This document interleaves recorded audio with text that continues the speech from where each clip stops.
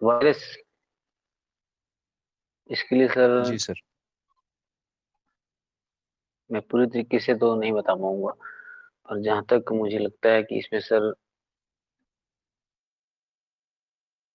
जो कोविड 19 है, शायद वही इसके लिए जिम्मेदार है। बाकी सर मुझे पूरा ध्यान चलिए नहीं है इसका। जी सर, कोई बात नहीं सर। ये बताइए सर, भारत में पहली बार लॉकडाउन कब लगाया गया था? भारत में पहली बार लॉकडाउन 21 मार्च 2020 को लगा था शायद। 20 था। ठीक है सर, चलिए। ठीक है। अ, जब शुरुआत में कोरोना की शुरुआत हुई थी सर, तब बड़ा मतलब सभी लोग न्यूज़ पे भी देखते थे। उसके बाद धीरे धीरे ये जब बहुत कॉमन हो गया तो लोगों ने समाचार देखना भी बंद कर दिया, बोला ठीक है ये तो कॉमन हो गया है अभी। तो शुरुआत में जब पहली मौत हुई थी तो बड़ी चर्चा में रही थी। तो अगर हम राजस्थान की बात करें तो पहली मौत किसकी हुई थी और कौन से जिले से संबंधित था वे व्यक्ति?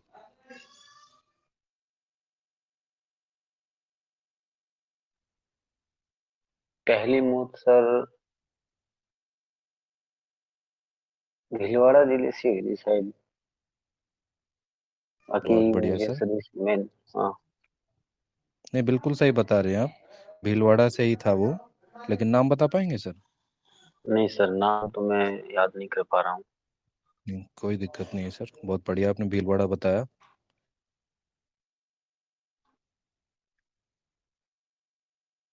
तो इसके लिए जो अपना एक महामारी अधिनियम बनाया गया, राजस्थान महामारी अधिनियम 2020, इससे पहले भी एक राजस्थान में अधिनियम हुआ करता था।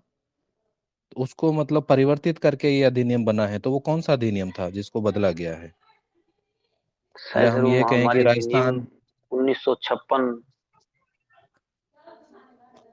जी। को बदला गया था। चलिए, बढ़िया बताया आपने। एक जो अपने कोरोना काल में जिन्होंने सर काम किया था ना, जैसे डॉक्टर्स हैं या सफाई कर्मचारी हैं, पुलिसकर्मी थे, इनके ऊपर कुछ राजस्थान सरकार ने घोषणा की थी कि अगर कोरोना काल में ड्यूटी के दौरान अगर किसी की मृत्यु हो जाती है तो उनको कुछ परिवार को आर्थिक सहायता दी जाएगी। तो आर्थिक सहायता कितना सहायता देने की घोषणा की थी सर? जी सर, 50 लाख रुपए की थी सर। अगर कोई कर्मचारी ड्यूटी के दौरान कोरोना के दौरान उसकी मृत्यु हो जाती है तो उसे सरकार जो है 50 हजार रुपये उसकी आर्थिक, परिवार को आर्थिक सहयोग प्रदान करेगी। जहाँ तक। बहुत बढ़िया, बहुत बढ़िया सर, बहुत बढ़िया। आप हनुमानगढ़ जिले से हैं सर? हाँ सर। कितने विधानसभा क्षेत्र आपके जिले में आते हैं सर? सर 7। नाम बता पाएंगे सर? सर भादरा विधानसभा क्षेत्र आता है, नौहर, एक रावतसर, एक हनुमानगढ़ स्वयं, और एक पीलीबंगा, और एक पीलीबंगा टीबी। नाम से कोई सभ्यता भी है क्या सर? हाँ सर, पीलीबंगा तो नहीं है सर, कालीबंगा नाम से है। क्या पीलीबंगा के नाम से भी सुना था मैंने कोई सभ्यता है? सर वो पीलीबंगा सभ्यता हम कह सकते हैं, लेकिन मुख्य तौर पे जो सभ्यता है हनुमानगढ़ जिले में, वो सर एक तो ये रंग महल है, और एक सर ये कालीबंगा है। जी जी जी। ये तो कालीबंगा जो सभ्यता है सर, इसकी खोज किसने की थी? खोज का श्रेय किसे दिया जाता है? इसकी खोज सर 1952-53 में अमलानंद घोष ने की थी सर। जी, बहुत बढ़िया। इसकी कुछ विशेषताएं हैं जो अन्य सभ्यताओं से इसको भिन्न बनाती हैं, हाँ कालीबंगा सर। सभ्यता की। जी, हाँ सर। बताएं। सर कालीबंगा सभ्यता में, कालीबंगा जो शब्द है उसका शाब्दिक अर्थ है काले रंग की चूड़ियां, यहाँ प्राप्त हुई थी। तो ये राजस्थान में ही एक अपना अलग पहचान रखती है इस वजह से। और कालीबंगा सभ्यता में सर दोहरे जुते हुए खेत के प्रमाण मिले हैं, साक्ष्य मिले हैं, जहाँ जो है गेहूं व चने की खेती होती थी। कालीबंगा बहुत सभ्यता बढ़िया के सर, बहुत लोग बढ़िया। जो हैं। रोकना चाहूंगा सर, इसके हाँ सर। अतिरिक्त एक सभ्यता स्थल और है आपके यहाँ, रंग महल, नाम सुना होगा आपने। हाँ सर। इसके कुछ विशेषता अगर याद आ रही है, ध्यान में आ रही है तो बताइए। हाँ सर, रंग महल जो है वहाँ, एक तो इसकी जो खोज करने का श्रेय जाता है वो हन्ना रीड को जाता है। एक स्वीडिश दल था और उनके बहुत बढ़िया नेतृत्व में सर। इसकी खोज हुई। और सर इसमें कहते हैं कि गुरु व शिष्य की मूर्ति मिली है और चावल के दानों के साक्ष्य यहाँ प्राप्त हुए हैं, जितना मैं याद कर पा रहा हूँ सर। जी जी जी, बहुत बढ़िया। नदियों की अगर बात करें तो आपके जिले में कौन कौन सी नदियां मुख्य रूप से बहती हैं? मानगढ़ में सर एक एक मुख्य नदी है, घग्गर नदी, आंतरिक प्रवाह की सबसे जो लंबी नदी मानी जाती है राजस्थान की। ये सिर्फ राजस्थान में ही है या इसके अतिरिक्त कहीं मतलब ने सर, हाँ हाँ हाँ सर, ये शिवालिक की पहाड़ियाँ जो है हिमाचल प्रदेश से निकलती हैं और राजस्थान में ये प्रवेश करती है और इसके किनारे भटनेर का किला है। और कहते हैं कि जब ये नदी वहाँ शिवालिक की पहाड़ियों में भारी बरसात होती है तो इसमें बाढ़ आ जाती है, तो पाकिस्तान तक इसका बहाव चित्र चला जाता है। जी सर जी। जी सर। तो इंदिरा गांधी नहर की सप्लाई भी आपके यहाँ है क्या? हाँ सर, इंदिरा गांधी नहर जो है जिसे कहाँ कहाँ पश्चिमी से प्रवेश राजस्थान, करती है? कहाँ से प्रवेश करती है ये अपने राजस्थान में? ये मसीता वाली हेड से इसका प्रारंभिक बिंदु माना जाता है सर राजस्थान में। जी। इसकी कुल लंबाई कितनी है? कुल लंबाई से इसकी 649 किलोमीटर था। एक नाम आता है सर इसी से संबंधित, जीरो पॉइंट। जीरो पॉइंट का क्या मतलब है? जी, 0 पॉइंट का मतलब होता है कि सर जहाँ से कोई चीज की शुरुआत होती है या शुरुआत या अंतिम अंत सर? गंतव्य स्थान जो होता है, जहाँ, सर सॉरी क्षमा करना सर, जो अंतिम स्थान होता है 0 पॉइंट, उसे कहा जाता है जहाँ पर ये नहर जो है जा करके यानी समाप्त हो जाती है, इसका अंतिम जो बिंदु होता है। तो इंदिरा गांधी नहर का अंतिम बिंदु कौन सा है? इसका सर गडरा रोड बाड़मेर है सर। बहुत बढ़िया राजेश जी, बहुत अच्छा आपने सवालों के जवाब दिए। आगे मैं हिंदी विशेषज्ञों से अनुरोध करूंगा कि वो साक्षात्कार को आगे जारी रखें। धन्यवाद सर।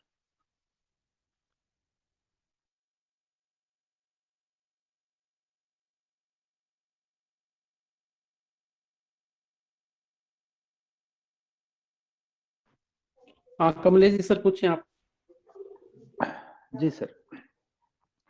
हाँ राजेश जी, आप तैयार हैं? हाँ सर, तैयार है सर, जी सर। नमस्कार। नमस्कार सर, नमस्कार। तो आप अभी व्याख्याता के पद पर कार्यरत हैं सर? हाँ सर। जी सर। तो अभी आपने जो आखिरी बार 12वीं कक्षा में कौन सा पाठ पढ़ाया है सर बच्चों को? सर आखिरी बार का मैं आपका मंतव्य जानना चाहूंगा, जैसे इन्हीं दिनों में आखिरी या। आखिरी बार का मतलब सर हो सकता है आज कल जो आपने आखिरी क्लास ली हो। हाँ सर, मैंने सर जी जो है एक तो शीश के फूल जो निबंध लगता है हजर प्रसाद द्विवेदी जी का 12वीं कक्षा में, जी और एक सर जी। जो दोबारा अभ्यास के लिए हरिवंश राय बच्चन जो है प्रथम पाठ हम्म। लगता है 12वीं कक्षा में, वो पढ़ाया है सर इन्हीं दिनों में। क्या नाम है सर उस पाठ का, हरिवंश राय बच्चन ने जो लिखा है? सर वो आत्म परिचय है, उनकी कविता है सर। जी।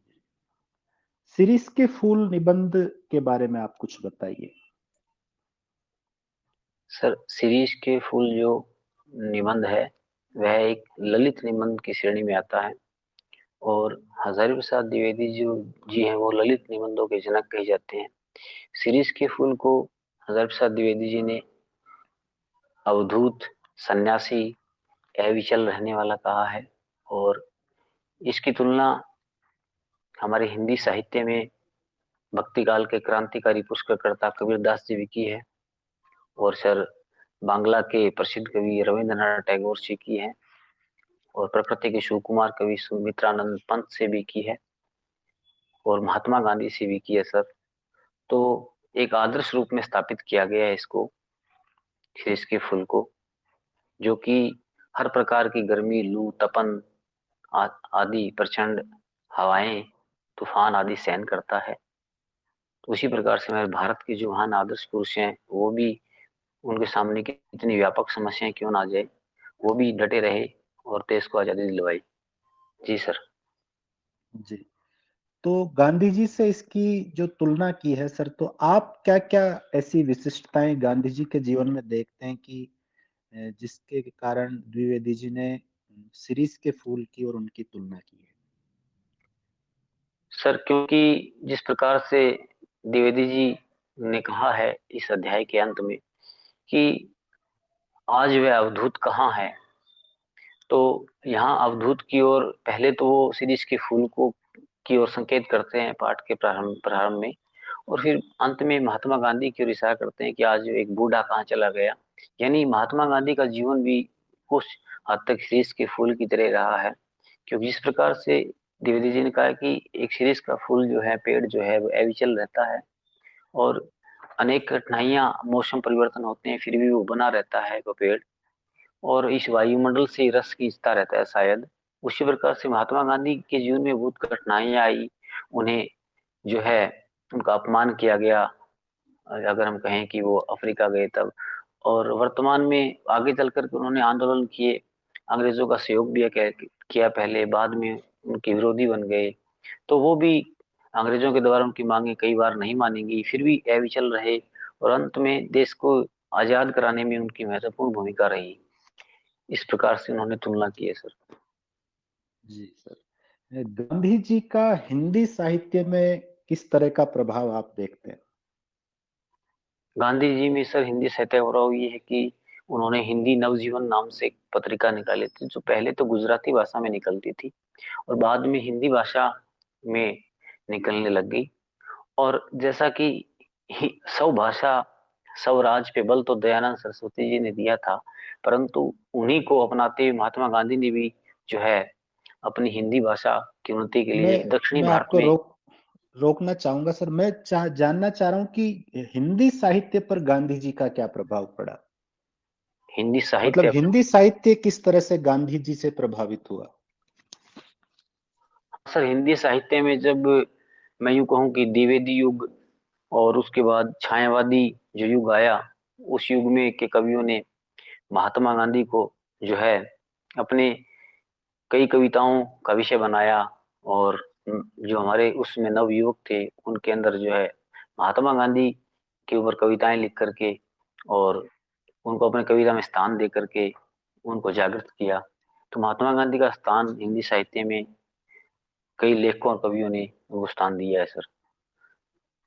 कुछ कवियों के नाम आप बता सकते हैं जिन्होंने गांधी जी को अपने काव्य का जैसे, आधार बनाया? हाँ, हाँ सर, जी। जैसे त्रिलोचन है, चंपा काले काले अक्सर नहीं चिन्हती, जो पाठ्य पुस्तक में पहले अध्याय लगता था, उसमें जो है महात्मा गांधी की ओर संकेत किया है, और नागार्जुन जी ने भी संकेत किया है।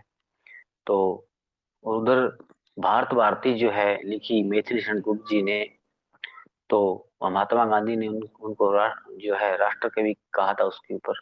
तो इस प्रकार से जो मुख्य तौर पे प्रगतिवादी कवि या छायावादी कवि जो हैं, उन्होंने महात्मा गांधी को कहीं ना कहीं अपने काव्य में रखा, स्थान दिया है सर। आपने त्रिलोचन और नागार्जुन का नाम लिया, क्या इन दोनों कवियों को हम गांधीवाद से प्रभावित कवि मान सकते हैं?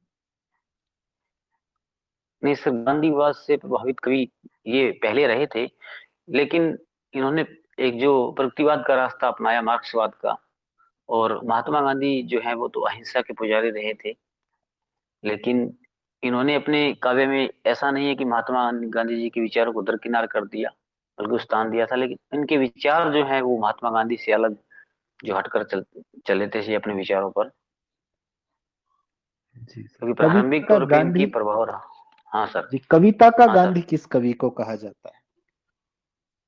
कविता का गांधी सर भवानी प्रसाद मिश्र जी को कहा जाता है सर, जो जी उदय प्रकाश जी ने कहा था सर। अच्छा, बहुत अच्छी बात है। आपका प्रिय साहित्यकार कौन है सर? ये साहित्यकार सर मेरा दुष्यंत कुमार जी हैं सर। दुष्यंत कुमार जी की कोई प्रसिद्ध गजल आप बता सकते हैं? गजल का नाम या सर कोई पंक्तियां? हाँ, गजल का सा, नाम पूछना चाह रहा साय में धूप उनका गजल संग्रह सर। हूँ जी। तो गजल, इसकी कोई किसी विशेष गजल की कोई पंक्तियां आप सुनाना चाहेंगे? हाँ सर। जी। भूषण जी कहते हैं, ये बहुत प्रसिद्ध उनकी गजल रही।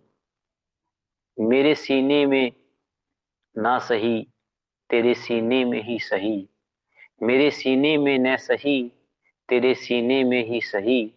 आग कहीं भी हो, मगर आग जलनी चाहिए, मगर आग जलनी चाहिए। फिर कहा, कहाँ तो तय था चिरागा हर एक घर के लिए। कहाँ तो तय था चिरागा हर एक घर के लिए। कहाँ चिराग मैसर नहीं इस शहर के लिए। जी सर। इस और पंक्ति में अगर ये जो आप पंक्ति बताइए सर, इसमें चिराग शब्द दो बार आया है सर, पहली पंक्ति में और दूसरी पंक्ति में। एक बार वो बहुवचन है, एक बार एक वचन है, क्या इसका कोई विशेष कारण रहा होगा? हाँ सर, कि क्या आप इसका इस हाँ इस गजल का सर जो अर्थ है उसमें चिराग, इन्होंने कहा कि कहाँ तो तय था चिराग, चिराग चिरागा हर एक घर के लिए, कि हमारे देश को आजाद कराने वाले जो थे उन्होंने बाद में कहा कि उन्होंने कहा कि हम इस संपूर्ण देश के अंदर जो पूरा भारतवर्ष है अपना, प्रत्येक घर में हम जो है खुशियों का दीपक जलाएंगे।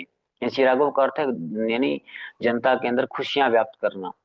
लेकिन कहाँ चिराग मैसर नहीं, कि अब तो एक आप बात तो आपने की थी हर एक घर में खुशियां लाएंगे, लेकिन जैसा आपने ये शासन चलाया है उससे लगता नहीं कि आप एक शहर भर में भी एक खुशी ला देंगे क्या। तो यहाँ चिराग का अर्थ खुशियों से लिया गया है सर। जी, एक आखिरी प्रश्न है मेरा, गजल और कविता में कोई एक विशेष अंतर आप बताना चाहें शिल्प के दृष्टिकोण से?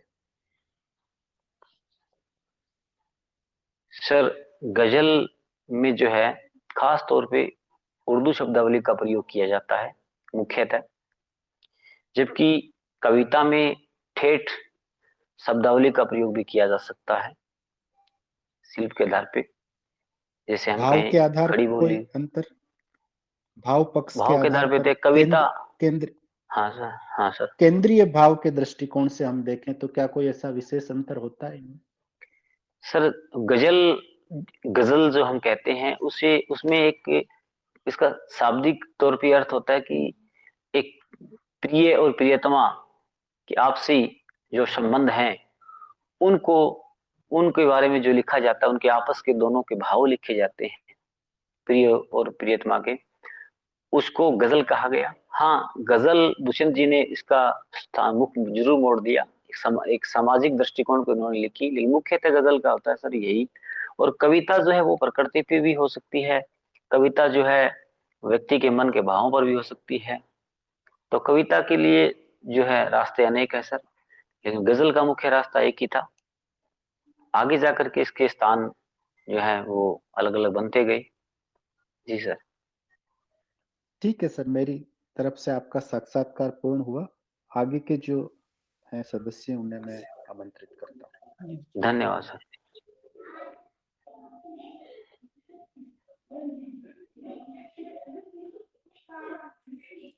श्याम जी।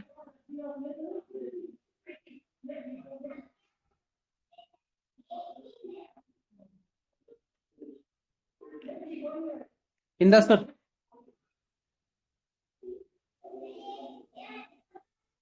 हाँ सर। सर आप पूछ आवाज आ रही? लीजिए। हाँ जी आ रही है। 3-4 प्रश्न, 3-4 मिनट आप पूछ लीजिए सर। सर मैं खाना खा रहा था अभी। चलो ठीक है, कोई बात नहीं सर, खाओ ना आप। ठीक है। हेलो, नमस्कार सर। हाँ श्याम जी, आप पूछे। नमस्ते। सर नमस्ते। हाँ सर नमस्कार। हेलो हाँ सर सर, नमस्कार। हिंदी साहित्य के आ, चारों कालों में कौन सा काल सर आपको अच्छा लगता है सर? आवाज आ रही है सर? हाँ सर, चारों कालों में सर मैं आदिकाल के बारे में बताना चाहूंगा सर। हाँ सर, आदिकाल की सामान्य प्रवृत्तियां क्या रही है सर? हाँ सर, आदिकालीन आदिकाल। साहित्य की जो हाँ सर, आदिकालीन साहित्य की जो प्रवृत्तियां हैं उसमें सर रासो साहित्य की प्रवृत्तियों को मुख्य स्थान दिया गया, जिसमें वीर और श्रृंगार रस की प्रधानता रही सर, और नारी के प्रति नकारात्मक दृष्टिकोण रहा, संकुचित राष्ट्रीय भावना रही राजाओं की, आश्रयदाताओं की प्रशंसा की गई, काव्यों में कल्पनाशीलता की प्रधानता अधिक रही, ऐतिहासिकता का अभाव रहा। सर आपने कहा संकुचित राष्ट्रीयता की प्रधानता रही, तो ये संकुचित राष्ट्रीयता क्या है सर? संकुचित राष्ट्रीयता है कि सर आदिकालीन जो जो समाज था उसमें राजनीतिक माहौल जो था, कहते हैं कि हर्षवर्धन के शासन काल के पश्चात भारत जो है खंडों में विभाजित हो गया। तो अलग अलग खंडों में विभाजित होने पर वहाँ अलग अलग जातियां जो थी उन्होंने शासन करना प्रारंभ कर दिया, और वो अपने छोटे से क्षेत्र को ही एक अपना पूरा राष्ट्र समझने लग गए। जैसे चौहान, चालुक्य, परमार, प्रतिहार, ये सारे अलग अलग जो बन गए। तो अपना राजा जो जो राजा था अपने अपने ही क्षेत्र को एक राष्ट्र समझता था, एक दूसरे से गृह युद्ध होने लग गए। तो सर उनमें एक पूरे अखंड भारत के निर्माण की लालसा नहीं रही थी, उन्होंने देश को पहले ही विभाजित कर लिया था। तो इसीलिए संकुचित राष्ट्रीय भावना उन राजाओं में पाई जाती है सर। जी सर। सर आदि हिंदी साहित्य में गीति काव्य परंपरा का आप आरंभ कहाँ से मानते हैं सर? सर दोबारा प्रश्न बोलिए।